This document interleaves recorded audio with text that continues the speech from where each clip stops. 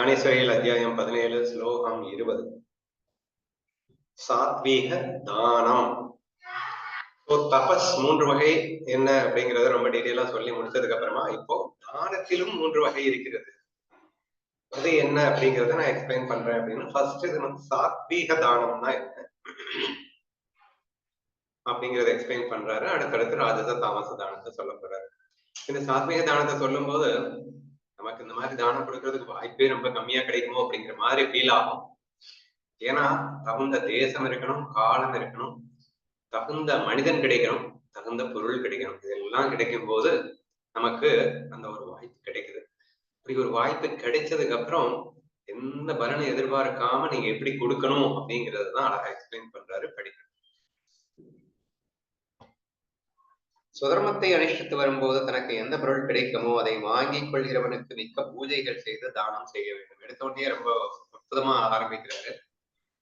நம்ம சுதர்மம் செய்யும் போது, சுதர்மம்னாலே என்னன்னு புரிஞ்சுக்கோங்க, ஆக்குபேஷன், தொழில் தான் சுதர்மம்னு பேரு. நீங்க வந்து குணத்தையும் சுதர்மத்தையும் போட்டு கன்ஃபியூஸ் பண்ணிக்கூடாதுன்னு அடிக்கடி நான் உங்ககிட்ட சொல்லிட்டு இருக்கேன். ஸோ நெவர் கன்ஃபியூஸ் தி குணாஸ் வித் தி ஸ்வதர்மா. சரியா? அப்ப தொழில் அப்படிங்கிறது தான் அர்த்தம் சுதர்மத்துக்கு. அதான் இங்க தெளிவா சொல்லியிருக்காரு. சுதர்மத்தை அனுஷ்டித்து வரும்போது தனக்கு எந்த பொருள் கிடைக்குமோ, தொழில் பண்ணாதானே பணம் கிடைக்கும், பொருள் கிடைக்கும். சரியா? அப்ப சுதர்மத்தை அனுஷ்டித்து வரும்போதுனாலே தொழில், உங்களுக்கு உகந்த தொழில் பண்ணிட்டு வரும்போது உங்களுக்கு எந்த பொருள் கிடைக்குமோ, பணம் கிடைக்குமோ, அதை என்ன பண்ணணுமா, வாங்கி கொள்கிறவனுக்கு மிக்க பூஜைகள் செய்து தானம் செய்ய வேண்டும்.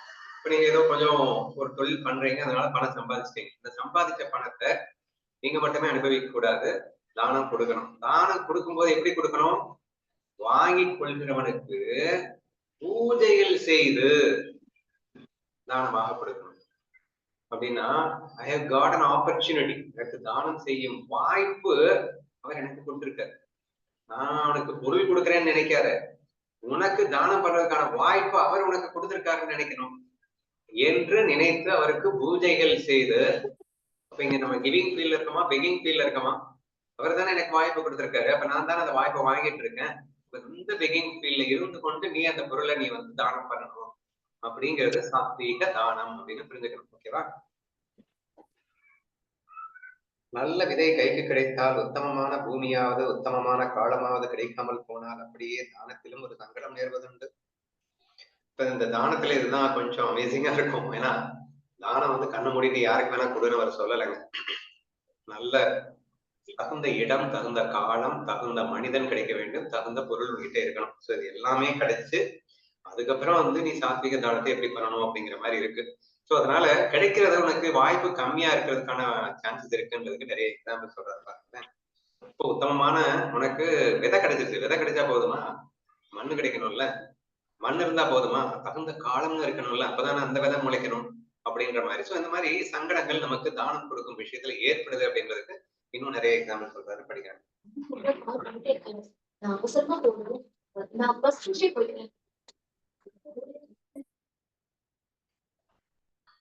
ஒரு ரத்தினம் கைக்கு கிடைத்திருக்கும் காலத்தில் அதை பதித்து கட்டுவதற்கு தங்கம் கிடைக்காமல் போகும். சோ இந்த மாதிரி, அதாவது தானம் கொடுக்கறதுக்கு மிஸ் ஆகிறதுக்கான வாய்ப்புகளை தான் சொல்றாங்க. ஏன்னா எல்லாமே கரெக்டா அமைஞ்சு நமக்கு கொடுக்கறதுக்கு பேர் தானே தானம். அதுக்கு உனக்கு வாய்ப்பு ரொம்ப கம்மியா இருக்கும். அப்படி கிடைக்கிற வாய்ப்பை மிஸ் பண்ணிடாதன்றதுதான் நம்ம எடுத்துக்கணும். சரியா? அப்ப எனக்கு தானம் பண்றதுக்கான வாய்ப்பு கிடைக்காது அப்படின்னு சந்தோஷமா இருக்க சொல்லல. சோ அந்த மாதிரி வாய்ப்பு கிடைக்கிறது ரொம்ப அரிதுன்னு புரிஞ்சுக்கிட்டு அந்த மாதிரி வாய்ப்பு கிடைக்கும் போது மிஸ் பண்ணிடாம இருக்கணும்ன்றதுதான் நீங்க மேஜரா புரிஞ்சுக்கணும் அப்படின்னு சொல்றாரு. சரியா? எக்ஸாம்பிள்ஸ் வந்து, ஒரு ரத்தினம் கைக்கு கிடைத்திருக்கும் காலத்தில் அதை பதித்து கட்டுவதற்கு தங்கம் கிடைக்காமல் போகும். தங்கமும் கிடைத்தாலும் சிங்காரித்து வைக்க தகுந்த அவயவங்கள் இல்லாமல் போகும். ஏன்னா கையில காலில் என்னென்னமோ ஆட்டணுமோ அதெல்லாம் மாட்டிக்கணும்னா அதுக்கு உண்டான அங்கங்கள் வேணும் இல்லையா? பண்டிகை தினமும் பந்துக்களும் சம்பந்தம் ஒருவனுக்கு ஒன்றுபட்டு கிடைக்க வேண்டுமானால் அவனுக்கு உத்தம பாக்கியம் அனுகூலமாக வேண்டும். எல்லாமே ஒன்னு அமைஞ்சு சேர்ந்து வரணும் அப்படின்னா அதுக்கு உண்மையிலேயே அவன் வந்து பாக்கியம் செஞ்ச லக் இருக்கணும் அப்படிங்கிறார். உத்தமமான தானம் ஒருவனுக்கு கிடைக்க வேண்டுமானால் சத்துவ குணம் அவனுக்கு சாதகமாக இருந்து, இப்பதான் நல்லா கோடிட்டு காட்டுறாரு என்னென்ன உனக்கு வேணும் அப்படின்னு சொல்லிட்டு. ஃபர்ஸ்ட் சாத்வீக குணம் இருக்கணும். ஏன்னா நீ பலன் எதிர்பார்க்காம இல்லதை பண்ணணும், அதுக்காக சாத்வீக குணம் இருக்கணும்ன்றது ரொம்ப முக்கியமான பாயிண்ட். அது மட்டும் இருந்தா பத்தாது, உனக்கு தகுந்த தேசம் காலம் தகுந்த மனிதன், அதாவது தேசம் காலம் பாத்திரம், யாருக்கு கொடுக்கணும்னு இருக்குல்ல, கண்ண மூடிட்டு எல்லாருக்கும் எல்லாம் கொடுக்க முடியாதுல்ல. அப்போ பாத்திரம், திரவியம், திரவியம்னா என்ன கொடுக்கணும்னு இருக்குல்ல, உங்ககிட்ட இருக்கணும்ல, இருந்தா தானே கொடுக்க முடியும். அப்ப இந்த நான்கும் ஒரு சேர கிடைச்சாதான் உன்னால தானமே பண்ண முடியும். இவை நான்கும் கிடைக்க வேண்டும். முதலில் தானம் செய்வதற்கு குருட்சேத்திரமோ காசியோ அல்லது இவற்றுக்கு சமானமான பெருமை படைத்த வேறு ஏதேனும் ஒரு கஷேத்திரமோ ஏற்பட வேண்டும். தானம்ங்கிறது பிளேஸ் எல்லாம் கூட சுட்டி காட்டியிருக்காரு. சோ புண்ணிய ஸ்தலங்களில் நீங்கள் தானத்தை செய்ய வேண்டும் அப்படிங்கிற மாதிரி ஒரு பாயிண்ட் மென்ஷன் பண்ணியிருக்காரு.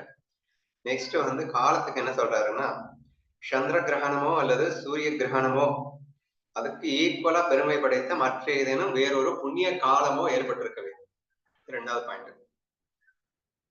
அப்படிப்பட்ட தேசத்திலும் காலத்திலும் தானம் பெற்றுக் கொள்வதற்கு சுசித்துவமே ஒரு உருவெடுத்து வந்ததோ என்றும், உத்தம சதாசாரத்தின் மூல பீடமோ என்றும், வேதங்களின் வாசஸ்தானமோ என்றும் சொல்லத்தக்கதான ஒரு பிராமணோத்தமன் பாத்திரமாக ஏற்பட வேண்டும். எப்ப எல்லாமே கஷ்டமா இருக்கேப்பா, என்னையா சொல்றீங்க, தானம் கொடுக்கறது அவ்வளவு கஷ்டமா அப்படின்னு தோணுதில்ல. அப்படிதான் சொல்லியிருக்காருங்க. சோ பாத்திரம், பாத்திரம்னா பிராமணோத்தமன், பிராமணோத்தமன்னா ஞான சாதகன் அர்த்தம். உத்தம ஞான சாதகன், மொத்த வேதத்தையும் கரைஞ்சி குடிச்சவனா இருக்கணும். என்ன சொன்னாரு, சுசித்துவம் அப்படின்னு ஒரு பாயிண்ட், சதாசாரத்தின் மூலபீடமும் அப்படின்னா உண்மையாக நடந்து கொள்ளுதல் அப்படின்னு எடுத்துக்கணும். பின்பு அவரிடத்தில் தன்னுடைய சக்திக்கு தகுந்தபடி பொருளை தானம் செய்ய வேண்டும். ஆனால் அப்படி தானம் செய்வது பதிவிரதையானவள் தன் கணவனிடத்தில் தன் அங்கத்தை சமர்ப்பிப்பதை ஒத்ததாகும். என்ன அழகான எக்ஸாம்பிள் பாருங்களேன். சோ இப்ப நாளும் கிடைச்சிருச்சு அப்படின்னா, இப்ப நாளும் கிடைச்சிருது அரிது, அதனால அரிதான அந்த ஒரு விஷயம் லைஃப்ல கிடைச்சதுன்னா மிஸ் பண்ணிடாத, சரியா? இதை வந்து மனசுக்குள்ள வச்சுக்கோங்க. சரி, அப்ப கிடைக்கும் போது நீ எப்படி தானம் செய்யணும், இதுதான் இருப்ப மேட்டர் பாயிண்ட்டுங்க. ஃபர்ஸ்டே ஒரு பாயிண்ட் சொல்லிட்டாரு, அவனுக்கு பூஜைகள் செய்து கொடுக்கணும் அப்படின்னு. இங்க பாருங்க அடுத்த பாயிண்ட், ஒரு பதிவிரதையானவள் தன் கணவனிடத்தில் தன் அங்கத்தை எப்படி சமர்ப்பிப்பாளோ அப்படி சமர்ப்பிக்க வேண்டும். சரணாகதி ரேஞ்சுக்கு சொல்றாரு.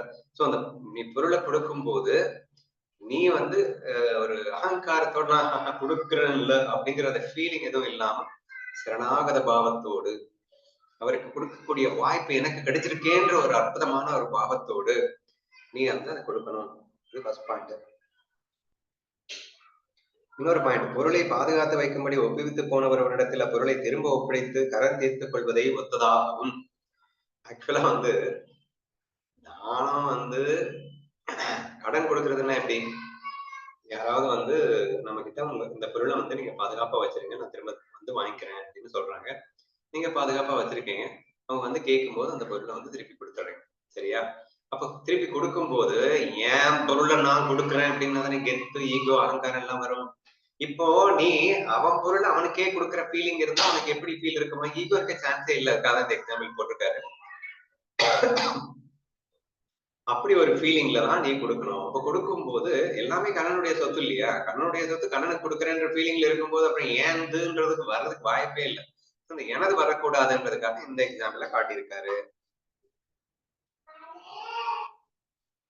வேலைக்காரன் அரசனிடத்தில் தாம்பூல மடிப்பை கொடுப்பது போல, வேலைக்காரன் அரசனுக்கு தாம்பூல மடிப்பை இவன் காசுல இருந்தா போட்டு வாங்கி தரேன், இருக்கு அவர் காசுல இருந்து அவருக்கு தாம்பூல மடிப்பு, ஆனா இவன் தான் வந்து கொடுக்குறான், அவர் கையில கொடுக்குறான்றதுனால இவன் கொடுத்தது ஆகிடுமா என்ன? சோ அந்த மாதிரி அவன் என்ன பாவத்துல கொடுப்பான் அப்படின்றத யோசிச்சு பாருங்க. அந்த பாவத்தை நீங்க இமேஜின் பண்ணுங்க. So that is call it is சாத்வீக தானம். இப்படியெல்லாம் அந்தராத்மாவில் ஆசையின் சம்பந்தத்தை முற்றிலும் ஒழித்துக் கொண்டு பூமி முதலியவற்றை அர்ப்பணம் செய்ய வேண்டும். ஸோ எந்த விதமான எக்ஸ்பெக்டேஷன் இல்லாம நீ கொடுக்கணும் அப்படிங்கிறது தான் மேஜர் பாயிண்ட் இல்லையா? கொடுத்த பணத்தை திருப்பி அவங்களுக்கு கொடுக்கும்போது எந்த எதிர்பார்ப்பு இருக்க முடியும்? தாம்பூலத்தை மடிச்சு அரசனுக்கு கொடுக்கும் போது என்ன எதிர்பார்ப்பு இருக்க முடியும்? நம்ம தாம்பூலத்தை கொடுக்குறோம், அதனால இதை விட பெருசா இன்னொன்னு நம்ம கொடுப்பாரு அப்படின்ற எதிர்பார்ப்பா இருக்கும். இது நம்ம ஊர்ல சொல்லவே வேணாம். கண்டிப்பா வந்து கிஃப்ட் கொடுக்கணும். என்ன கிஃப்ட் கொடுக்கணும்? அவ போன ஃபங்க்ஷனுக்கு அவ என்ன கொடுத்தா, எவ்வளவு ரேட்டுக்கு கொடுத்தா அப்படின்னா நம்ம அந்த ஃபங்க்ஷன், இப்போ அவ ஃபங்க்ஷனுக்கு நம்ம அதை விட கொஞ்சம் ஜாஸ்தி போட்டு கொடுக்கணும் அப்படிங்கிற மாதிரி நம்ம வந்து பேரம் பேசிட்டு இருப்போம். பட் இங்க சாத்விக தானத்தை பார்க்கும் போது எந்த அளவுக்கு நமக்கும் இதுக்கும் சம்மந்தமே இல்லாம இருக்கு அப்படின்றத உங்களால புரிஞ்சுக்க முடியும்னு நினைக்கிறேன். அடுத்த பாயிண்ட் பாருங்க. தானம் வாங்கிக் கொள்கிறவன் தனக்கு பிரதி உபகாரம் யாதொன்றும் செய்ய தகாதவனாக இருப்பதை பார்த்து அவனுக்கு தானம் செய்ய. பெரிய போர்டா போட்டார். என்ன சொல்லிட்டாருன்னா, நான் வந்து இவனுக்கு இப்போ அவனுக்கு ஏதோ ஒரு கிஃப்ட் கொடுக்குறேன், ஏதோ ஒரு தானம் கொடுக்குறேன். அந்த தானம் கொடுத்தா எனக்கு திரும்பி பன்மடங்கா வரும் அப்படின்ற எதிர்பார்ப்புல கொடுக்க கூடாதுன்னு சொன்னேன் இல்லையா? அதுதான் இங்க சொல்லியிருக்காரு. நான் இப்ப அவன் கொடுக்குறேன்னா அவனால திருப்பி கொடுக்கவே முடியாது அப்படின்ற எவனாவது இருந்தானா அவனுக்கு கொடு. அவன்கிட்ட இருந்ததுன்னா நீ என்னடா தானத்தை கொடுக்க போற? நீ கொடுத்தது 2 மடங்கா நீ எதிர்பார்க்கறதுக்கு அதுக்கு பேர் தானமா? லூசு பையில அவன்கிட்ட இருக்கக்கூடாது, அவனால திருப்பியும் கொடுக்க முடியக்கூடாது. அந்த மாதிரி சிச்சுவேஷன்ல இருக்கிறவனுக்கு தான் நீ தானமே கொடுக்கணும் அப்படிங்கிற மாதிரி தெளிவா சொல்லிட்டாரு. ஆகாசத்தில் கூப்பாடு போட்டால் அது திரும்பவும் பிரதித்துவன். இப்ப ஃபுல்லா அடுத்து நான் நிறைய எக்ஸாம்பிள் சொல்ல போறேன். அது எல்லாமே ரிசல்ட் எதிர்பார்க்காம கொடுக்கணும் அப்படிங்கிறதுக்கு செமையான எக்ஸாம்பிள் சொல்லியிருக்காரு. படிக்கும்போது உங்களுக்கே புரியும். ஆகாசத்தில் கூப்பாடு போட்டால் அது திரும்பவும் பிரதித்வனி பிரதித்வனின்னா எக்கோ அப்படின்னு இங்கிலீஷ்ல சொல்லுவோம். ஆகாசத்துல, அதாவது வீட்டுக்குள்ள இருந்து நாங்க கத்துனீங்கன்னா அது எக்கோ அடிக்கும். வெளியில ஆகாயத்துல போயிட்டு நின்று நீங்க வந்து கத்துனீங்க அப்படின்னா எந்த எக்கோவும் வெளியே வராது. எக்கோ அப்படின்னாலே இந்த சவுண்டுடைய ரெஃப்ளெக்ஷன், ஒரு சுகத்துல பட்டு அது ரெஃப்ளெக்ட் ஆகி திரும்ப வர்றதுக்கு பேர் தான் எக்கோன்னு பேரு. ஆகாயத்துல எப்படி வரும்? சோ வராது. அந்த மாதிரி இப்ப எக்ஸாம்பிள் இருக்குது, நீ கொடுக்குற விஷயம் திரும்ப உனக்கு வரக்கூடாது அப்படிங்கிறதுக்காக கொடுக்குற எக்ஸாம்பிள். சரியா? அது பிரதிபிம்பத்தை காட்டி, அடுத்த எக்ஸாம்பிள் வந்து கண்ணாடியின் பின்பக்கத்தை பார்த்தால் அது பிரதிபிம்பத்தை காட்டி கொடுக்காதது போல. இப்ப கண்ணாடி முன்னாடி நின்று உங்களை பாத்தீங்கன்னா என்ன பண்ணுது? அது நீங்க கண்ணாடியை பாக்குற மாதிரியே கண்ணாடி உங்களை பாக்குது. அப்படின்னா நீங்க என்ன பண்றீங்களோ அது திரும்ப செய்யுது. அப்ப நீங்க எவனுக்காவது தானம் பண்ணீங்கன்னா அவனும் திரும்ப உங்களுக்கு பண்ற மாதிரி இருந்து அது பேர் தானமே இல்லை அப்படிங்கிறதுக்காக நீ கண்ணாடிக்கு முன்னாடி நின்று பார்த்தா எப்படியும் அப்படி இல்லாம கண்ணாடிக்கு பின்பக்கமா நின்று உன்னை பார்த்தா என்ன கிடைக்கும்? ஒண்ணுமே தெரியாது. அப்புறம் ரெஃப்ளெக்ஷன் வராது, திரும்ப ஒண்ணும் கிடைக்காது. அந்த மாதிரி இருக்கணும் உன்னுடைய தானம் அப்படின்னு சொல்லியிருக்காரு. சோ பிரதிபிம்பத்தை காட்டி கொடுக்காதது போல எப்போ கண்ணாடியின் பின்பக்கத்தை பார்த்தால். நீரின் மேல் அடிக்கப்பட்ட பந்து திரும்பவும் கைக்கு வராதது போல. பந்தை வாங்கி தரையில அடிச்சீங்கன்னா திரும்ப வந்துடும். ஆனா தண்ணியில அடிச்சீங்கன்னா வராது. நீரின் மேல் அடிக்கப்பட்ட பந்து எப்படி கைக்கு திரும்ப வராதோ அப்படி நீங்க செய்யணும்.